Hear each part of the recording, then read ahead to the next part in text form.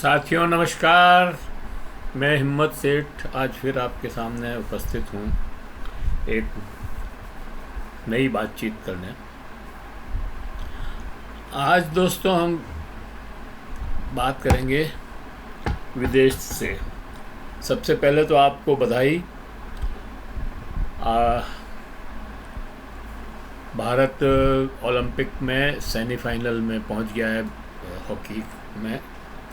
England को कल उसने हरा दिया और अब हम सेमीफाइनल में हैं, तो पदक से एक कदम दूर हैं। हो सकता है इस बार हम पदक का रंग भी बदल दें, तो उसके लिए आपको बहुत बहुत बधाई। आज बात करेंगे दोस्तों बांग्लादेश की, ब्रिटेन में दंगों की,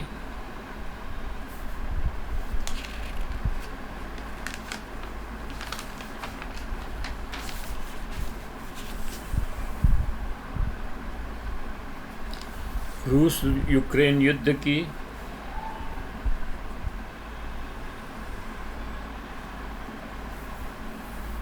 और इज़राइल फ़िलिस्तीनी युद्ध की, और ख़ास खबर। उसके पहले कि मैं बातचीत शुरू करूं, आपसे एक अपील। अगर आपने हमारे इस चैनल को सब्सक्राइब न किया हो तो प्लीज़ सब्सक्राइब कर दें। सब्सक्राइब करना बिल्कुल फ्री है, और बेल आइकन दबाना न भूलें।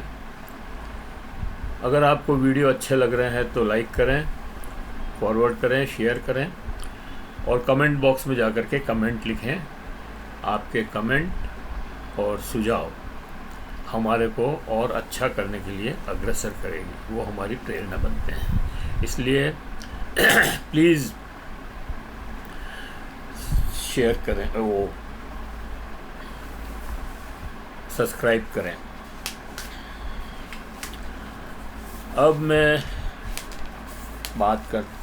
अपन बात करते हैं सबसे पहले बांग्लादेश की। बांग्लादेश के हालात बेकाबू हो गए हैं दोस्तों। वहाँ जो पिछले कुछ दिनों से आरक्षण के विरुद्ध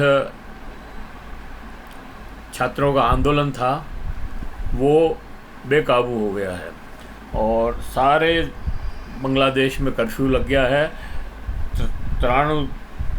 93 लोग मारे गए हैं, और उससे भी बड़ी खबर ये है कि शेख हसीना जो राष्ट्रपति है वहाँ की, उसने जो है अपना इस्तीफ़ा दे दिया है राष्ट्रपति पद से, और वो सुरक्षित शरण लेने के लिए हेलीकॉप्टर से हिंदुस्तान के लिए रवाना हो गई है। अब तक तो पहुंच भी गई होगी। तो और वहाँ जो सेना के कमांडर हैं, चीफ, उन्होंने सत्ता संभाल ली है और उन्होंने कहा कि हम चलाएंगे सरकार, और आंदोलनकारियों से कहा है कि आप सब लोग तोड़फोड़ ना करें और हमारा साथ दें, हम आपकी समस्या का हल निकालेंगे। तो ये बांग्लादेश की जो है स्थिति है। और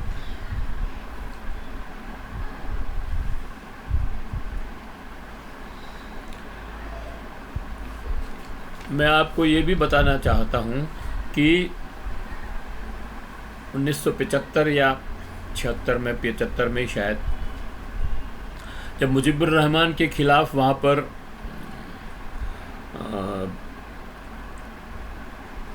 विद्रोह हुआ था, मुजीबुर रहमान के शासन के विरुद्ध, जो मुजीबुर रहमान जो शेख हसीना के पिता थे, और उनके ख़िलाफ़ जब मिलिट्री ने वो किया था, विद्रोह किया था, और उनके परिवार के सभी लोगों को कत्ल कर दिया, मार दिया था। शेख हसीना इसलिए बच गई क्योंकि ये उस समय भारत में ही थी और भारत में होने की वजह से इसको वहाँ के उपद्रवी या सेना के लोग नहीं मार पाए। आज भी जब वहाँ पर उपद्रव मचा हुआ है, सेना पूरी तरह से शासन पर काबिज हो गई है और दक्षिणपंथी वहाँ पर ज़बरदस्त आंदोलन कर रहे हैं, उस समय सुरक्षा और अपनी सुरक्षा के लिए शेख हसीना भारत में शरण लेने के लिए आई है। तो ये एक ऐतिहासिक पहलू था जो मैंने आपको बताया।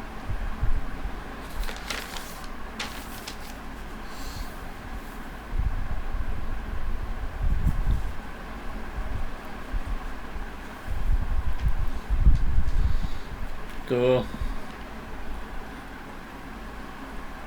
दोस्तों, बांग्लादेश में नहीं, ब्रिटेन में भी बहुत ज़बरदस्त आंदोलन हो रहे हैं और इतना बड़ा आंदोलन हुआ है कि 13 साल में कभी भी ऐसा बड़ा आंदोलन नहीं देखा गया। ब्रिटेन के साउथपोर्ट शहर में एक सप्ताह पहले एक हमले में 5 बच्चों की मौत हो गई थी। उसके बाद जो बवाल शुरू हुआ, ऐसा बड़ा बवाल 13 वर्षों में ब्रिटेन में कभी नहीं देखा गया। और वहाँ पर भी पुलिस ने और सेना ने मतलब कमांड संभाल ली है। और अब मैं आपको रूस यूक्रेन युद्ध की तरफ ले चलता हूँ।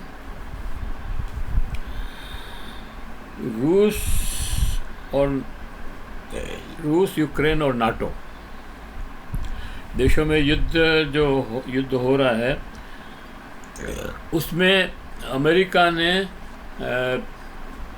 यूक्रेन को F-16 देना तय कर लिया है, बल्कि दे दिए हैं। एक खेप यूक्रेन पहुंच गई है F-16 की। तो अब तबाही और ज़ोर से होगी, मतलब दोनों तरफ से। रूस तो अभी कर ही रहा है और F-16 मिलने के बाद यूक्रेन भी उसी तरह से हमले करेगा जैसे रूस कर रहा है। लेकिन यूक्रेन की मुसीबतें यहीं ख़त्म नहीं होती है। जेट मिलने से ही कोई जीत की गारंटी या युद्ध को में बराबरी पे आने की गारंटी नहीं है, क्योंकि यूक्रेन के पास सेना की भी कमी है और दूसरे जो हथियार और गोला बारूद है उनकी भी कमी है। तो F-16 अच्छा, अभी तो ये भी मुश्किल है, शायद उन्होंने ट्रेनिंग तो दी है, लेकिन F-16 चलाने वालों की भी चलाने वाले भी नहीं है वहाँ पर। अभी ट्रेनिंग दी है तो देखते हैं क्या कितनी ट्रेनिंग हुई है और कैसे होगा। और उधर रूस ने पहला जेट गिराने वाले को करोड़ों रुपए इनाम देने, 1 करोड़ और 40 लाख रुपए या जो भी रूस करेंसी है उसमें देने की घोषणा कर दी है। तो ये बहुत ही दिलचस्प होता जा रहा है मामला, मतलब खौफनाक तो है ही।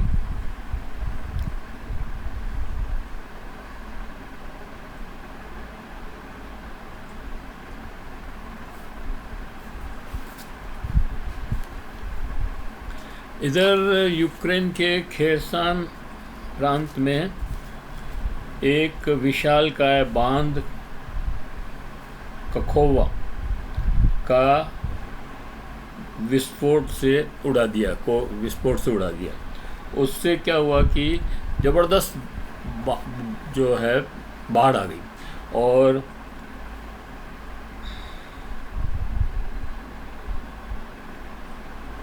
यूक्रेन के राष्ट्रपति जेलेंस्की का दावा है कि नीपर नदी पर बने इस बांध में के फूटने से वहाँ बाढ़ आई और कई लोगों की मौत हो गई और शव पानी में तैर रहे हैं। बांध टूटने से लगभग 30 गांव और शहर बांध के पानी भर गया और हजारों घर जलमग्न हो गए। रूस यूक्रेन युद्ध में अमेरिकन अमेरिकन F-16 के पहुंचने के बाद परमाणु खतरा और बढ़ गया है। अब थोड़ी सी बात इजराइल फिलिस्तीनी युद्ध की, जो आज की युद्ध स्थिति है। युद्ध में एक बड़ी खबर का खुलासा हुआ है। इजराइल फिलिस्तीनी युद्ध में एक बड़ी खबर का खुलासा हुआ है। कहा जा रहा है कि इजराइल के 10,000 सैनिक अब तक मारे जा चुके हैं। इसको इजराइल के प्रधानमंत्री नेतन्याहू इजराइल की जनता से छुपा रहे हैं, इस खबर को दिखा नहीं रहे हैं, क्योंकि जैसे ये खबर पता लगेगी कि 10,000 लोग हमारे मारे गए, वहाँ पर एक अलग तरह का गुस्सा नेतन्याहू के खिलाफ खड़ा हो जाएगा। तो नेतन्याहू अपनी जनता के इस गुस्से से बचने के लिए उस खबर को ही दबा दे रहे हैं, लेकिन आखिर ये तो पता लगेगा ही कि भाई ये कब हुआ, कैसे हुआ।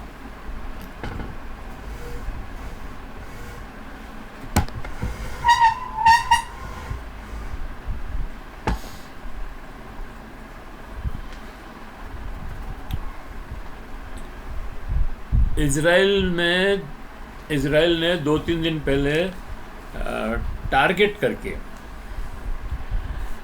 हमास के सबसे बड़े नेता, पॉलिटिकल लीडर जो थे इस्माइल हानिया की ईरान में हत्या कर दी। इसके लिए छोटी मिसाइल का उपयोग किया कहते हैं, लेकिन वो हत्या कर दी। इसके बाद हिजबुल्लाह के भी कमांडर को ऐसे ही मार गिराया।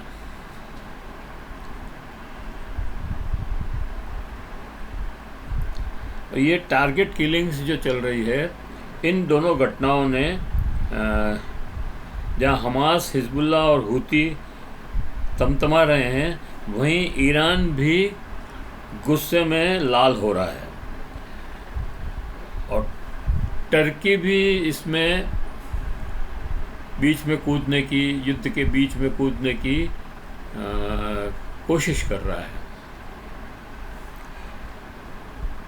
और ये सारे लोग मिलकर के इस घटना का बदला लेके रहेंगे, कह रहे हैं कि इस घटना का बदला लेके रहेंगे। और इससे विश्व युद्ध तीसरे विश्व युद्ध के चालू होने के खतरे बढ़ गए हैं। अब इसको, अगर इस युद्ध में ईरान इस युद्ध में कूद पड़ा तो अमेरिका भी पीछे नहीं रहेगा। ईरान और अमेरिका आमने सामने होंगे, तब तो विश्व युद्ध को कोई रोक ही नहीं सकता, क्योंकि इजराइल के साथ अमेरिका युद्ध में कूदा तो उसको सहयोग करने के लिए बहुत से यूरोप के देश भी युद्ध में कूद पड़ेंगे। ईरान के बाद रूस, चीन और उत्तरी कोरिया युद्ध के लिए कमर कसकर बैठे हैं। ये ईरान को समर्थन करने के लिए या फिलिस्तीनी को समर्थन करने के लिए, ये दूसरा गुट जो है, जो हथियार तो दे ही रहा है, लेकिन उसके लिए आप सीधे लड़ाई में भी आ सकते हैं। तो ये तो हो गई आज की खबरें, जो मुख्य खबरें थी विश्व पटल पर, और वो मैंने आपके सामने रखी। अब एक ख़ास खबर क्या है? कल 6 अगस्त है और 6 अगस्त 1945 को ही अमेरिका ने हिरोशिमा शहर, जापान के हिरोशिमा शहर पर परमाणु बम से हमला किया था, जिसमें 1,30,000 आदमी मारे गए और बहुत बड़ी संख्या में लोग घायल भी हुए। परमाणु बम की विकिरण का प्रभाव बहुत लंबे समय तक देखा गया। बच्चे विकलांग पैदा होते और पता नहीं क्या क्या उसमें बीमारियों से ग्रसित माएँ और बच्चे सब रहे। बहुत सालों तक ये सिलसिला चलता रहा। कल हम उदयपुर के अमन पसंद लोग नागरिक उस खौफनाक घटना को स्मरण करते हुए युद्ध और हथियारों के विरोध में एक रैली का आयोजन कर रहे हैं।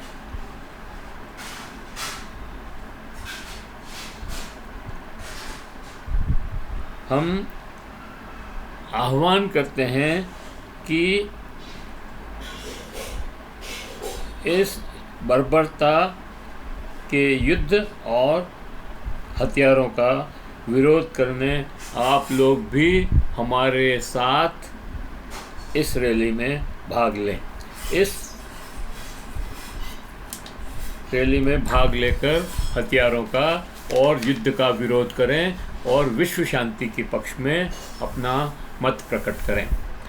रैली टाउन हॉल से आरंभ होकर, टाउन हॉल मतलब शहीद स्मारक टाउन हॉल से प्रारंभ होकर कलेक्टर कार्यालय के पास तक जाएगी और वहाँ ये रैली आम सभा में परिवर्तित हो जाएगी। तो इस रैली में भाग लेने के लिए आप सब लोगों को हम आमंत्रित करते हैं और आशा करते हैं कि आप युद्ध और हथियारों का विरोध करेंगे और शांति और अमन और शांति के पक्ष में खड़े होने का काम करेंगे। जय हिंद, जय भारत। ये वीडियो यहीं समाप्त करते हैं। वीडियो समाप्त करने के पहले आपसे एक अपील कि आपने अगर हमारे चैनल को सब्सक्राइब न किया हो तो सब्सक्राइब कर लें। सब्सक्राइब करना बिल्कुल फ्री है, इसके कोई पैसे नहीं लगते और फ़ायदा ये है कि जब भी हम वीडियो बनाते हैं आपको उसका नोटिफिकेशन आता है, आप सबसे पहले उसको देख सकते हैं। तो अगर आपको वीडियो पसंद आ रहे हों तो लाइक करें, फॉरवर्ड करें, शेयर करें और कमेंट बॉक्स में जाकर के अपने कमेंट लिखें और सुझाव दें। आपके सुझाव और कमेंट हमें और अच्छा करने की ओर अग्रसर करेंगे, ये हमारी प्रेरणा के स्रोत बनेंगे, ऐसा में हम मानते हैं। तो ये वीडियो यहीं समाप्त करते हैं। जय हिंद, जय भारत।